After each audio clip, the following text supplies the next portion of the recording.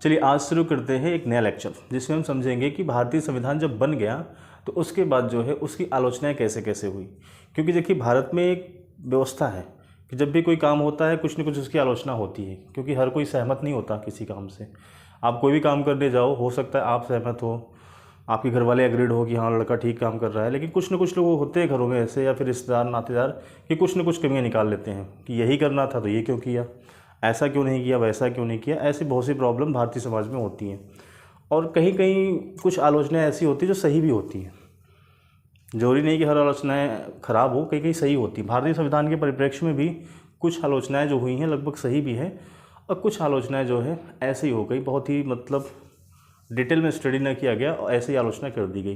तो आज इसी आलोचना को समझेंगे कि भारतीय संविधान बनने के बाद कौन कौन सी आलोचनाएं हुई थी, आलोचकों ने क्या क्या कहा था, उसको समझेंगे। ठीक है, सो देखिए पहला है, पहली आलोचना जो थी ये कहा गया भैया ये तो उधार का संविधान है, उधारी ले ली गई है, उधारी की एक बोरी है। ये कहा गया आलोचकों द्वारा कि विश्व के विभिन्न संविधानों को लाया गया और भारतीय संविधान में जो है पटक दिया गया।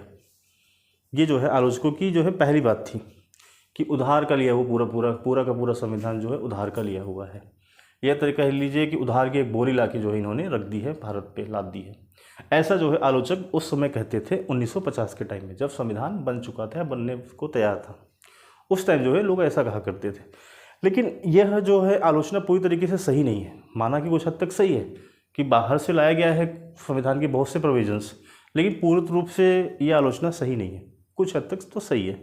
अब सही क्यों नहीं है उसको समझते हैं। देखिए भारत में जब संविधान का निर्माण हो रहा था तो निर्माण से पहले क्या है कि लोगों ने, जो संविधान सभा के सदस्य थे, जितने भी सदस्य थे, सब लोगों ने विश्व के विभिन्न संविधानों को पढ़ा, समझा। समझने के बाद उससे भारतीय परिप्रेक्ष्य में कैसे लागू कर सकते हैं, यहाँ क्या क्या चैलेंजेस होंगे, उनमें सुधार करने के पश्चात ही जो है उनको जो है भारतीय संविधान में जगह दी गई है। ऐसा नहीं कि कोई व्यवस्था यूएसए में चल रही थी, यूएसए के हिसाब से चल रही थी, उसको बाद में जो है हूबहू ला के भारत में पटक दिया गया। बहुत से चेंजेस किया गया। जब आगे हम राज्य व्यवस्था को अच्छे से पढ़ेंगे, आर्टिकल्स वगैरह पढ़ेंगे, तो उसमें भी समझाऊंगा कि वहाँ क्या व्यवस्था थी और यहाँ क्या है। तो ऐसा नहीं है।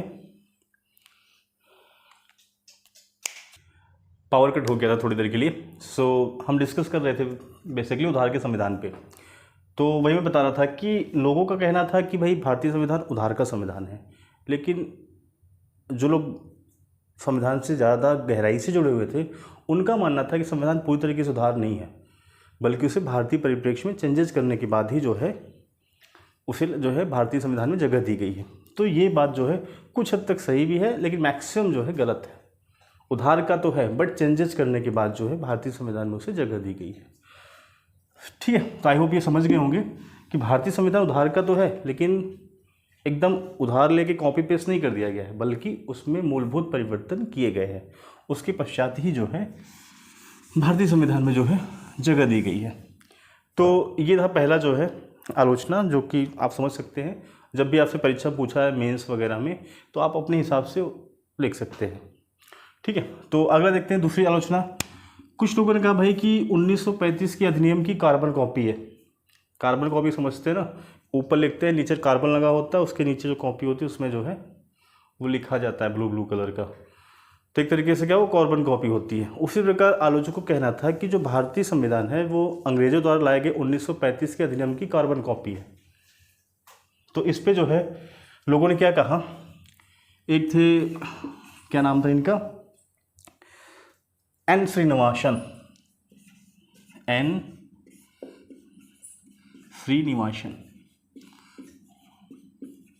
इनका कहना था कि भारतीय संविधान जो है भाषा और क्या कहते हैं वस्तु दोनों तरह से जो है 1935 के अधिनियम की तरह ही है। भाषा और वस्तु के हिसाब से देखा जाए तो 1935 की कार्बन कॉपी है, ज़्यादा इसमें बहुत ज़्यादा चेंजेस नहीं है, ये इनका मानना था।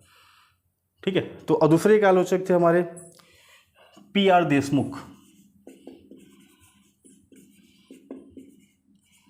इनका मानना था कि भाई जो भी है भारतीय संविधान वो पूरी तरीके से 1935 की कार्बन कॉपी है, बस एक चीज़ एडिशनल है, इसमें जो है वयस्क मताधिकार का जो है अधिकार प्राप्त हो गया भारतीय नागरिकों को। बाकी सारी व्यवस्थाएं जो है हूबहू वही हैं, थोड़े बहुत चेंजेस के साथ जो है इसे रख लिया गया है। ये जो है PR देशमुख जी का कहना था एज अ आलोचक। 1935 के अधिनियम की कार्बन कॉपी वाली आलोचना के तहत इन्होंने ये बात रखी हुई थी। इन सबसे परे जो हमारे डॉक्टर भीमराव अम्बेडकर जी थे, डॉक्टर भीमराव अम्बेडकर जी, उन्होंने इस चीज़ को जो है अच्छे से क्लैरिफाई किया संविधान सभा की डिस्कशन में या फिर बाद में के अधिवेशन जो भी हुए होंगे, उसने बहुत ही अच्छे से जो है इस चीज़ को क्लैरिफाई किया। उन्होंने ये कहा कि किसी व्यवस्था को अपने यहाँ लागू करना या फिर उनसे लेना कोई इसमें बुराई नहीं है, क्योंकि अच्छी व्यवस्थाओं पे किसी का कॉपीराइट नहीं होता है। तो इसमें बहुत शर्मिंदगी महसूस नहीं करनी है, बहुत लज्जास्पद नहीं होना है। ठीक है, हमने 1935 से चीज़ें ली हैं, लेकिन इसमें कोई बुराई नहीं है। उनका मानना था इसमें कोई बुराई नहीं है। बुराई इसलिए नहीं है क्योंकि अच्छी चीज़ों पे जरूरी नहीं है कि किसी का कॉपीराइट्स हो। ठीक है, तो ये उन्होंने कहा था, इसलिए हमें जो है अच्छी चीज़ें एक्सेप्ट कर लेनी चाहिए। उन्होंने ये भी जो उदाहरण दिया था कि 1935 के अधिनियम को हमने अगर कॉपी किया है तो अच्छी चीज़ों को कॉपी किया है, कोई हमने साहित्यिक चोरी नहीं की, वहाँ का साहित्य कोई नहीं चुराया है। इस प्रकार कहते हुए डॉक्टर भीमराव अम्बेडकर जी ने इन सभी आलोचनाओं का जो है विरोध किया था। किसमें जो है कोई जो है दो राय नहीं है कि ये 1935 से लिया गया संविधान है। ठीक है, तो जो है भीमराव अम्बेडकर जी ने संविधान सभा में ये बात कही थी कि इसमें कोई गलत नहीं है।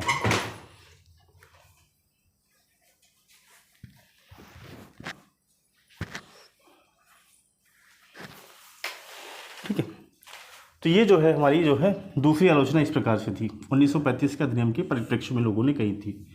तीसरी बात कही थी कि भाई गैर भारतीय या फिर भारतीयता विरोधी है। लोग कहना है कि जो संविधान बना है इसमें भारतीय राजनीति के तत्व तो शामिल ही नहीं है। इसमें जो भी तत्व शामिल है वो पूरी तरह से विदेशी तत्व शामिल है।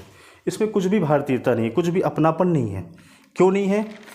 क्योंकि इसमें जो है ये भारत का प्रतिनिधित्व नहीं करता, भारत को लीड नहीं करता। इसलिए जो है क्या कहते हैं, ये जो है इसमें भारतीयता की कमी है, भारत विरोधी है। ये बात बिल्कुल सही है, क्योंकि थोड़ी ना कहीं देखा है तो भारतीय संविधान अंग्रेजियत को ज़्यादा बढ़ावा देता है। अंग्रेजियत मतलब इंग्लिश कल्चर को। अब आप देखिए वर्तमान में गर्मी अभी जस्ट ख़त्म हुई है, या कह लीजिए जुलाई का महीना आज के टाइम में चल रहा है। अभी जस्ट एक हफ्ते पहले जो है हमारे जो सुप्रीम कोर्ट के जज होते हैं उनकी छुट्टी ख़त्म हुई है। आपको पता है बहुत टाइम से पहले ब्रिटिश गवर्नमेंट गर्मी के दिनों में 6 हफ्ते की छुट्टी दिया करती है ब्रिटिशर ये क्या कहते हैं जजों को। वो व्यवस्था आज तक लागू है।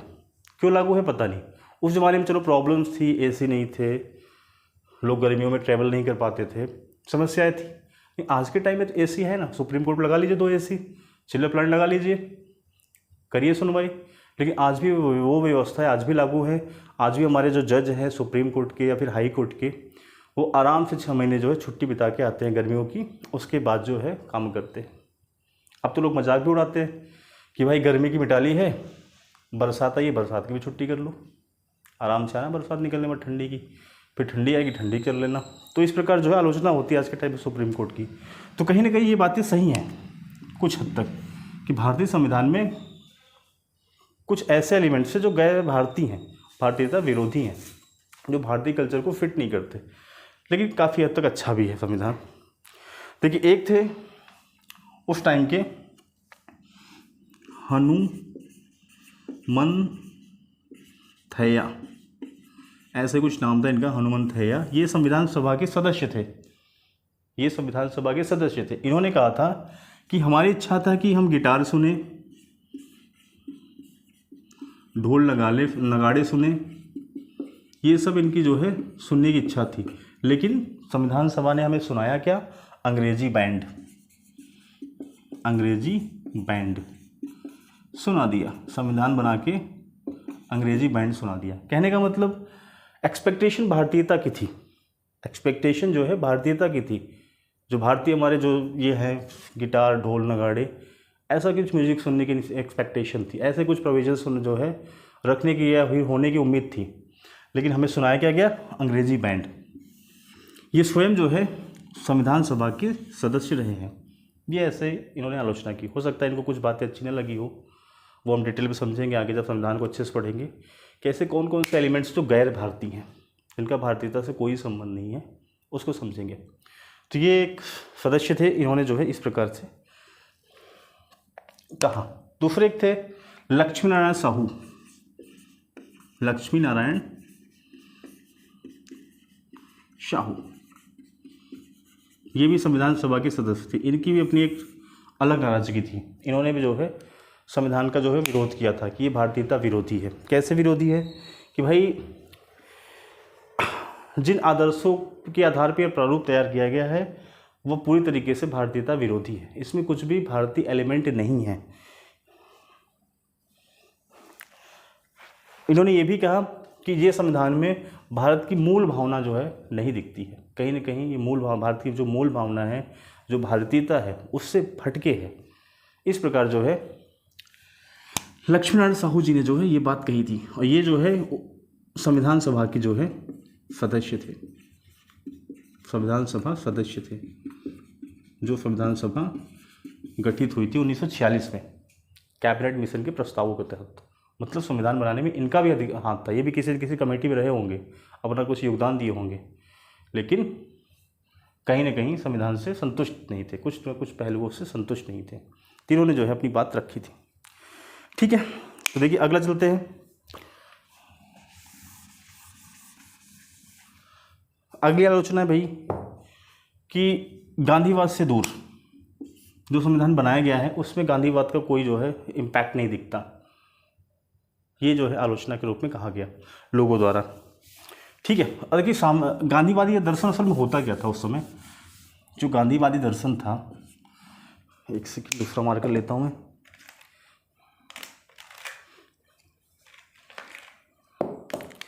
जो गांधीवादी दर्शन था,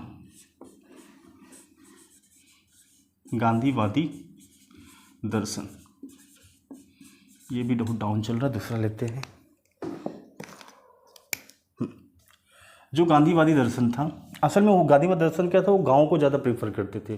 गांव, गरीब, मजदूर, इनको ज़्यादा प्रेफरेंस देते थे। जैसे ग्राम पंचायत होनी चाहिए, पशुओं को जो विशेष ध्यान देना चाहिए, जो दुधारू पशु हैं, लघु उद्योगों पर ज़्यादा ध्यान देना चाहिए, कुटीर उद्योग जो हुआ करते थे उस समय उन पर ज़्यादा ध्यान देना चाहिए। इन सब विचारों से गांधी ज़्यादा प्रभावित थे। अब भारतीय संविधान में ऐसी चीज़ों से बहुत ज़्यादा जो है लगाव नहीं था, बहुत ज़्यादा चीज़ें नहीं दिखती थी। आज के टाइम में भारत में या भारतीय संविधान में ग्राम पंचायतों गठन या फिर नगर पंचायतों गठन की बात कही गई है, लेकिन जब 1950 में संविधान लागू हुआ था उस समय जो है ना ही ग्राम पंचायत थी, ना ही नगर पंचायत थी। इसे तो 73वें और 74वें संविधान संशोधन के तहत 1991 या 92 में जोड़ा गया था। 1950 के मूल संविधान में जो है इसको ये सब चीज़ें नहीं थी। तो इस प्रकार आलोचकों ने ये भी कहा था कि भाई ये तो गांधीवादी विचारधारा से पूरी तरीके से दूर का बना हुआ संविधान है, इसमें कुछ ऐसा है नहीं जो गांधी जी सोचते थे। गांधी जी का जो राम राज्य वाला सपना था वो चीज़ें नहीं है। ठीक, बाद के दिनों में देखिए थोड़ा बहुत चेंजेस आए थे संविधान में। आज के टाइम में लगभग कुछ न कुछ भारतीयता आ गई है, लेकिन फिर भी बहुत से ऐसे एलिमेंट्स हैं जो विदेशी हैं, जिनका भारत से कोई मतलब नहीं है। ठीक है, तो इस प्रकार जो है आलोचकों ने ये बात कही थी उस समय। कुछ चीज़ें गांधी जी की आज डाल दी गई हैं, बहुत सी चीज़ें, और संविधान जो है लगभग थोड़ा सा अच्छा काम कर रहा है पहले की तुलना में, कुछ न कुछ संशोधन होने के बाद। अगला देखिए,